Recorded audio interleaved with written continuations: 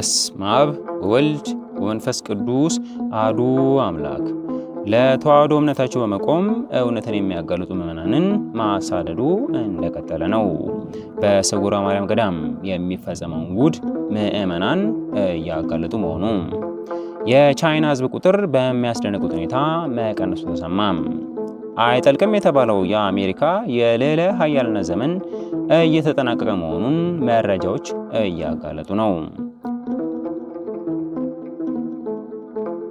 ሰላም ጤና ይስጥልን።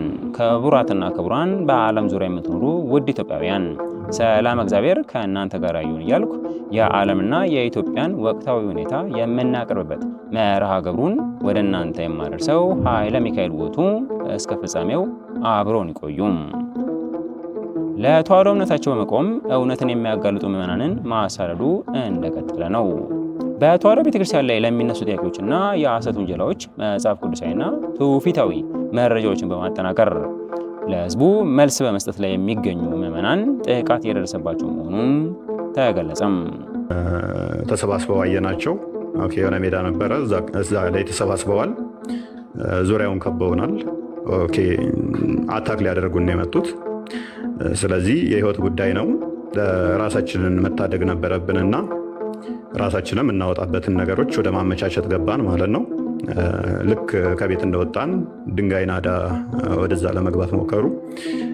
በእርግጥ በቂ ኃይል ነበረን፣ እኛም በቂ ኃይል አዘጋጅተን ነበረ። ሁኔታውን እንደሚከታተሉ ነበሩን። ግን ብቻ እንዴት እንደሆነ ባናቀውም ነገሮቹ በቀላሉ እንዲያልቁ ስለተፈለገ ካውንተር ማድረግ እንችላለን። ሰላምን የፈለግነው እኛ አካላዊ ጉዳት ቢያደርሱብን እኛም አካላዊ ጉዳት ማድረስ ቀላል ነበር ለኛ። ምላሽ መስጠት በጊዜው በጣም ቀላል ነው። ምክንያቱም ልጆች ስለሆኑ በቦታው የነበሩት ከላይ ምን እየጠበቁን እንደሆነ መልእክት እያስተላለፉ ስለሆነ እየተደዋወሉ ምናምን ስለነበረ ስናያቸው ለእርምጃ የሚያመቹ አይደሉም። ስለዚህ ሰላምን ከመፈለግ አንጻር ምንም ከነሱ ጋር ሰጣ ገባ ውስጥ መግባትም አልፈለግንም። ያለው አማራጭ አልፎ መሄድ ነው፣ ጥሶ መሄድ ነው የመረጥ ነው። ስለዚህ በእንደዚህ አይነት ሁኔታ እነሱን ለማለፍ ሞክረናል። እዛ ያሉት እንግዲህ የህግ አካላቶችም እንዲከታተሏቸው እናደርጋለን። እነሱም በቅርበት እየጠየቁን ነው ያለውን ሁኔታ። ምክንያቱም ቪክቲም ነን፣ ተጎድተናል። ስንረጋጋ በህግ የምንጠይቅበትን እነሱም ብለውናል። በህግ ጠይቁ፣ ከጎናችሁ ነን ብለውናል። በህግ የምንጠይቅበትን መንገዶች እናመቻቻለን። አሁን የመረጋጋት ጉዳይ ላይ ቅድሚያ ያንን ለማድረግ ስለሞከርን ራሳችንን ወደ ማዳን ገባን ማለት ነው። ስለዚህ ያለው ሁኔታ ይሄ ነው። ከዛ በኋላ ያው እንደምታዩት ነው ዘመቻውን እኛ ላይ እየተደረገ ያለው ዘመቻ የምታውቁት ነው። ዘመቻው ምንም የሚመጣ ነገር የለም። ከዚህ በኋላ ግን ደስ የሚል ዜና አለን ማለት ነው። ደስ የሚለው ዜና ምንድነው? እሱ እፎይ ከሀገር ሊወጣ ነው። ኤርፖርት ጠብቁት፣ ሞያሌ ጠብቁት የምትሉ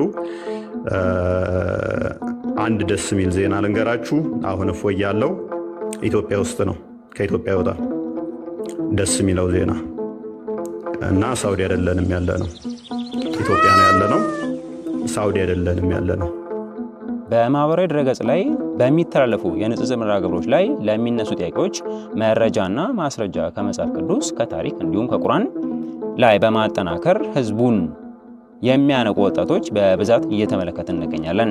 ወጣቶቹ መዛግብትን በማጠናከር ትክክለኛውን መረጃ ፈልፍለው በማውጣት በተዋህዶ ላይ ለሚነሱ ጥያቄዎች ተገቢው ምላሽ እየሰጡ መሆኑ ይታወቃል።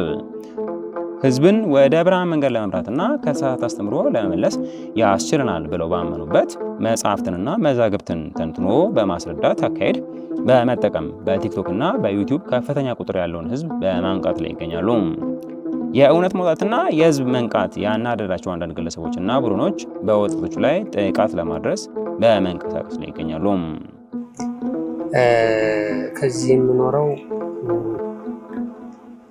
በአንድ ወቅትም ሆነ በተከታታይ እስልምና ሃይማኖት ኢየሱስ ክርስቶስ ሰው ነው፣ አምላክ አይደለም፣ ፍጡር ነው፣ በልቷን ጠጥቷል፣ ሌላም የሰው ባህሪ ያለው እንዴት አምላክ ትሉታላችሁ ብለው የሥላሴን አንድነትና ሶስትነት ጠይቀው ነበረ። በዛን ሰዓት የኢየሱስ ክርስቶስን አምላክነት መጽሐፍ ቅዱስ ይጋጫን ላሉት ቁርአን እንዴት እንደሚጋጭ መጽሐፍ ቅዱስ ግን ተጋጩ ያሉትን እንደማይጋጭ አላህ ማለት አምላክ እንዳልሆነ ነብዩ መሐመድ የ9 ዓመት ህፃን አይሻ ምትባር እንዴት እንደደፈረ እንዲሁ ያው በሲዲ ምላሽ ሰጥቼ ነበረ። በዚያ የተነሳ ያው እንግዲህ ከ2001 ጀምሮ ያው መሰደድ ነው፣ መንገላታት ነው በየሜዳው ያው ብዙ የግድያ ሙከራ ተደረጉብኝ፣ ቤተሰቦችም ታገቱብኝ፣ ቤተሰቦችም ተወጉብኝ። በዚያ የተነሳ ምናልባት በእኔ ምክንያት ቤተሰቦች እየተጎዱብኝ ስለሆነ እነሱ ማሸሸት ስለሆነ እነሱ ደግሞ በቅርብ ርቀት መከታተል ስላለብኝ እነሱ አሁን እንግዲህ ስትመጡ በዚህ በታች አይታችኋቸዋል። እንግዲህ ያው እነሱ ጎንኝ እየኖርኩ ነው። በዚህ ላይ ደግሞ በስሜ ዲያቆን ቢኒያም ፍሬው በማለት በኢንተርኔት የኔን ስም እስከ አባቴ ዲያቆን ቢኒያም ፍሬው ብለው ከሙስሊሞች ጋር እየተከራከሩ እነሱ ደግሞ ለእኔ በዚህ በፊት የተሰጠውና የሰጡኝን መልስ እየመለሱ ለዲያቆን ቢኒያም ፍሬው እያሉ በኢንተርኔት ምላሽ እንደሰጡ አድርገው የኔ ፎቶግራፍ የኔ ስም ለብዙዎቹ እንጀራ ሆኖ እነሱ ደግሞ እኔን እያሳደዱ ስለሆነ ያለ አማራጭ እንግዲህ ዞር ብዬ ቤተሰቦችን ማኖር ስላለብኝ እዚህ ቦታ ነው። ስላንተ ስደትና መንገላታት ምክንያት ሲኖዶሱ፣ ፓትርያርኩ፣ በአጠቃላይ የሃይማኖት አባቶችስ ምን ይላሉ? የሃይማኖት አባቶች በነገራችን ላይ ቤተክርስቲያን እና ከቤተክርስቲያንና ልጆቿ ምዕመናን እንጂ የሃይማኖት አባቶች እንኳን በዚህ ዘመን አሏት ቤተክርስቲያን ማለት ይከብዳል። ፓትርያርኩ ጋር ራሴን ደብቄ በብዙ መልኩ ራሴን ሸፍኜ በተደጋጋሚ ገብቼ ነበር እና ፓትርያርኩ ያሉት በአንድ ቋንቋ የሚያወሩ አገሬ የት ነው ብለው የሚጠይቁ ሰዎች ናቸው። ከአቡነ ማትያስ ላይ የገጠመኝ አገሬ የት ነው፣ አገሬ እንደዚህ ወደ ጎንደር ነው መሰለኝ። እዚያ በኋላ መልሱ ሁሉ ይዘጋል።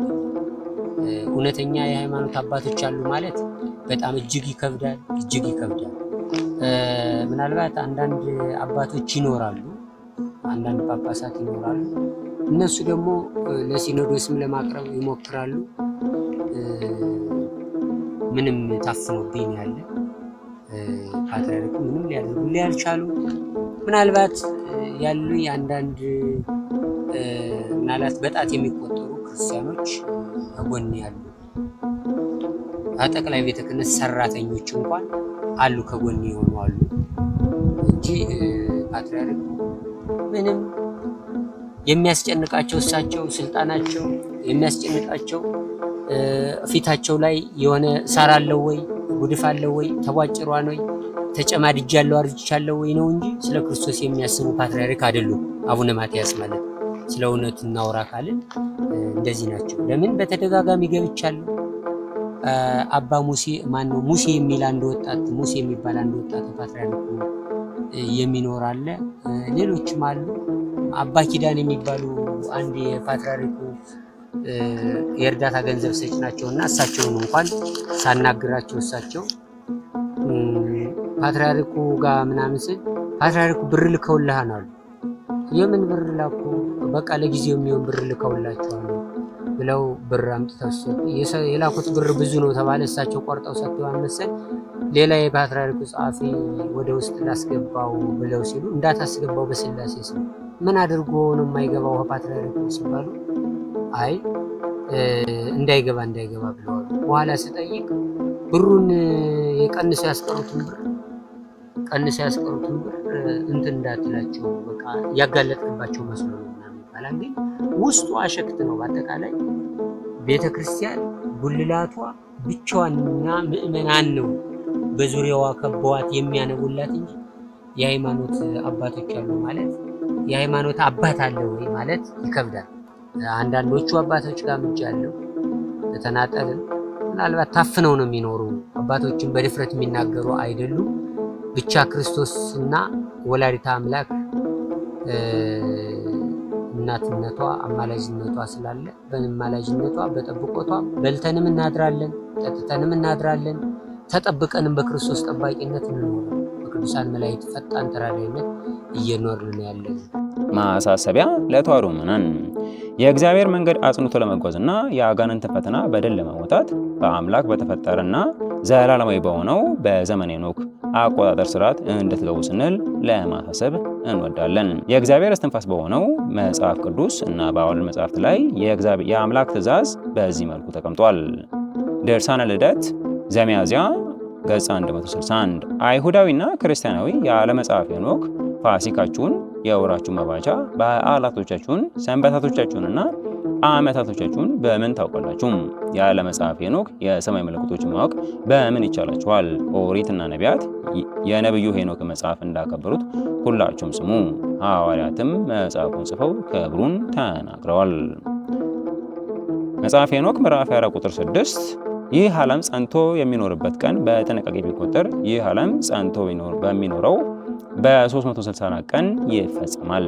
መጽሐፍ ሄኖክ ምዕራፍ 28 ቁጥር 11 ዓመቱ በ360 ቀን ይፈጸማል፣ ነገሩም እውነት ነው፣ የተጻፈውን ቁጥር የተጠነቀቀ ነው በማለት ተገልጿል።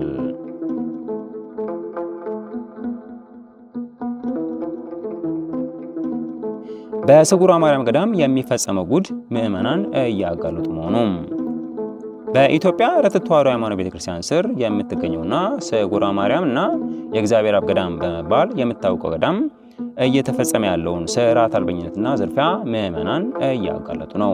ከአዲስ አበባ ወደ ደብረ ብርሃን በሚወስደው መንገድ ላይ ጫጫ ከተባለ ከተማ 8 ኪሎ ሜትር ርቀት ላይ የምትገኘው ስጉሯ ማርያም ገዳም ለብዙ ምዕመናን የፈውስና የድነት ቦታ እንደሆነች ምዕመናን ይመሰክራሉ።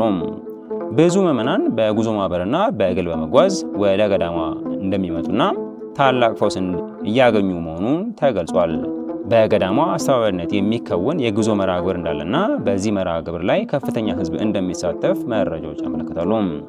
በገዳሟ ስም የሚከወን የጉዞ መርሃ ግብር ከፍተኛ ማጭበርበርና ምዝበራ እንደሚከወንበትም ምዕመናን ገልጸዋል። እንደ ምዕመናን መረጃ ከሆነ በገዳሟ እየተከወነ ያለው የጉዞ መርሃ ግብር በአንድ ግለሰብ የሚከወንና ለገዳሟ ምንም አይነት ገቢ እንደማያስገባ ተገልጿል። ይቺ በምስሉ ላይ የምትመለከቷት ግለሰብ የስጉሯ ማርያም ቤተክርስቲያን ፈላጭ ቆራጭ ነኝ ብላ የምታስብ ነች። ክልሉን ወረዳዎችና ታጣቂዎችን በገንዘብ በመግዛት ወጣቶች ላይ ብዙ ጫናዎችን እያሳደረች ትገኛለች። በስጉሯ ማርያም ቤተክርስቲያን ውስጥ ፈውስን ፈልገው የሄዱ 3 ምዕመኖች በዚህ ሴትዮ ምክንያት ህይወታቸው አልፈዋል። የስጉሯ ማርያም ካህናት አባቶችን እያስፈራራች የስጉሯ ማርያምን ገንዘብ እየበላችና እየሰረቀች ትገኛለች። አሁንም ቤተክርስቲያኒቱ እየተመራች ያለችው በካህናት አባቶች ሳይሆን በዚህ ፈላጭ ቆራጭ ነኝ ብላ በምታስብ ሴትዮ ነው። ስሟን 40 ጊዜ እየቀያየረች በእኔ ጉዞ መኪና ካልሆነ ወደ ስጉሯ ማርያም ድርሽ አትሉም በማለት የሚሄዱት ምዕመን እያስፈራራችና እያስደበደበች ትገኛለች። የደብረ ብርሃን አካባቢ ወጣቶች ይህ ለምን ይደረጋል፣ ይህ ለምን ይሆናል ብለው ፊት ለፊት ሲጋፈጡ የነበሩ ወጣቶችን እያሳሰረች፣ እያስገረፈች፣ እያስጨቆነቻቸው ትገኛለች። በተለያዩ አካባቢ ወደ ስጉሯ ማርያም የሚሄዱ መኪኖችንም የኮቴ እያለች 28,000 ብር ድረስ እየተቀበለች እንደሚገኝ ምዕመኑ ተናግሯል። በዚህ ጉዳይ ላይ ገዳሟን የሚያስተዳድሩ ካህናት ተባባሪና የምዝበራ ተሳታፊ መሆናቸው እያነጋገረ ይገኛል። በጉዞ መስመሮች ሰላም የለም በማለት ምዕመናንን በማስፈራራት ወደ ጉዞ መርሃ ግብራቸው በማሳተፍ ከፍተኛ ገንዘብ እያስከፈሉ የጉዞ መርሃ ግብር እንደሚያከናውኑም ተገልጿል። ስለ ስውሯ ማርያም ዝም አንልም። ስለ ስውሯ ማርያም ዝም አንልም። ሁላችንም የበኩላችንን እንወጣለን። ቤተክርስቲያናችን የሁላችንም ናት። ሁላችሁም ስለ ስውሯ ማርያም ዝም አንልም። ሴት ልጅ ስርዓተ ቤተክርስቲያን አይደለም። ሊቃውንት ባሉበት፣ ካህናት አባቶቻችን ባሉበት ሴት ልጅ ስርዓተ ቤተክርስቲያን አይደለም። ለገዳሙ እያለች ለራሷ የምታደርገው ይቁም። በተለያየ ጉዞ ማህበራት ሂዱ ምዕመናን። ትክክል። ዝም አንልም። መቼም ዝም አንልም።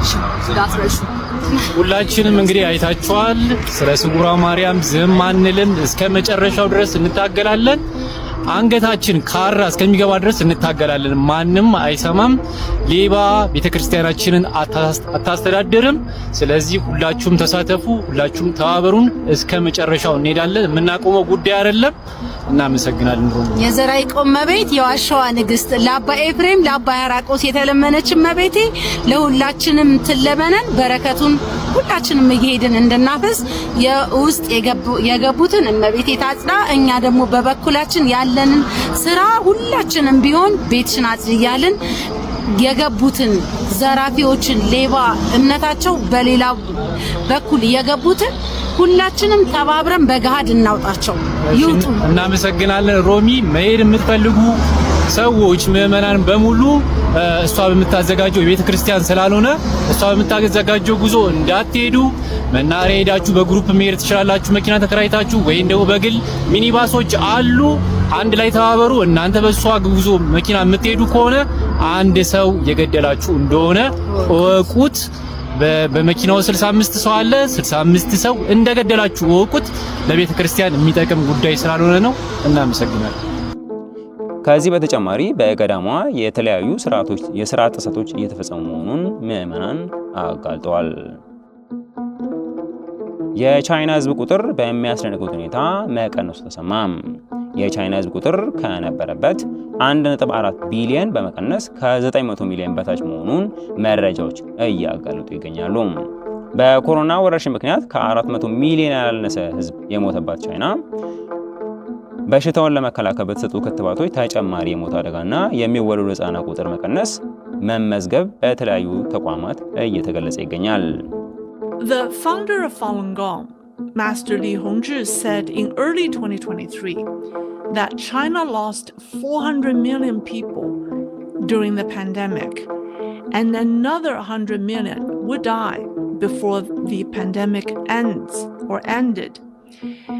በአገሪቱ የሚገኘው ህዝብ በከተማና በገጠር እየታየ ያለውን የህዝብ መቀነስ እና በጎዳናዎች የሚንቀሳቀሱ ሰዎች ቁጥር ማነስ ተከትሎም በመደናቀጥ በየድረገጹ መረጃዎችን እያሰራጩ ይገኛሉ። የህዝብ ቁጥር መቀነስ እንዳይታወቅ የሞትና የውልደት መረጃ የሚሰጠው የቻይና ሰብአዊ ጉዳዮች ተቋም ከ2019 ዓ.ም እንደ አውሮፓውያን አቆጣጠር ለህዝብ የሚሰጠው መረጃ ማቋረጡ ይታወቃል። በዋና ዋና የድረገጽ ዜናዎችና መንግስታዊ ተቋማት መረጃ የተከለከለው ህዝብ በመኖሪያ አካባቢው የሚታየውን የህዝብ ቁጥር መቀነስ በየድረገጹ እያጋለጠ ይገኛል። አይጠልቅም የተባለው የአሜሪካ የሌላ ሀያልነት ዘመን እየተጠናቀቀ መሆኑን መረጃዎች እያጋለጡ ነው። ልዕለ ሀያሉ አሜሪካ እየተንኮታኮተች መሆኑን መረጃዎች በመውጣት ላይ ናቸው። በዓለም ህዝብ ዘንድ ወርቅ የሚታፈስባት የምትመስለው አሜሪካም ከፍተኛ የሆነ የጎዳና ተዳዳሪ ቁጥር መጨመር እየተመዘገበባት መሆኑ እየተነገረ ነው። ዓለምን በህግና በጉልበት ስትገዛ የነበረችው አሜሪካም በተፈጠረው የስነ ምጣኔ ሀብት መዳከምና ተደጋጋሚ የተፈጥሮ አደጋ አቅሟ የተዳከመና ዜጋዋን በቤት ውስጥ ማኖር እንዳቃታት እየተነገረ ነው። የግብረ ሰዶምና የርኩሰት መነሻ የሆነችው አሜሪካም በተደጋጋሚ የአምላክ ቁጣ የወረደባት መሆኑ አይዘነጋም። ከፍተኛ የሆነ የሰደድ እሳት፣ የጎርፍና የአውሎ ነፋስ አደጋም እያስተናገደችና ኢኮኖሚዋ እየደቀቀ ይገኛል። በዚህ የተነሳ ለዓለም የምትሰጠውን እርዳታ መቀነስና ረጂ ተቋማቶቿን በመዝጋት እንዲሁም ከፍተኛ ቀረጥ በመጣል ወጪዋን ለመቀነስና ገቢዋን ለማሳደግ በመንቀሳቀስ ላይ ትገኛለች። በስነ ምጣኔ ሀብት መዳከምና ስራ አጥ በአሜሪካ ከፍተኛ ቁጥር ያለው ህዝብ ወደ ጎዳና እየወጣ ይገኛል። በተለያዩ ችግሮች ውስጥ እያለፈች ያለችው አሜሪካ እየደቀቀችና ወደ መውደቂያዋ እየተጓዘች መሆኑ ግልጽ ነው። በመጽሐፍት የባቢሎን መውደቅ በዚህ መልኩ ተገልጿል። የዮሐንስ ራእይ ምዕራፍ 18 ቁጥር 1 ከዚህ በኋላ ታላቅ ስልጣን ያለው ሌላ መልአክ ከሰማይ ሲወርድ አየሁ። ከክብሩ የተነሳ ምድር በራች፣ በብርቱ ድምፅ ታላቂቱ ባቢሎን ወደቀች በማለት ተገልጿል። ወስብሐት ለእግዚአብሔር ወለወላዲቱ ድንግል ወለመስቀሉ ክቡር። ይቆየን።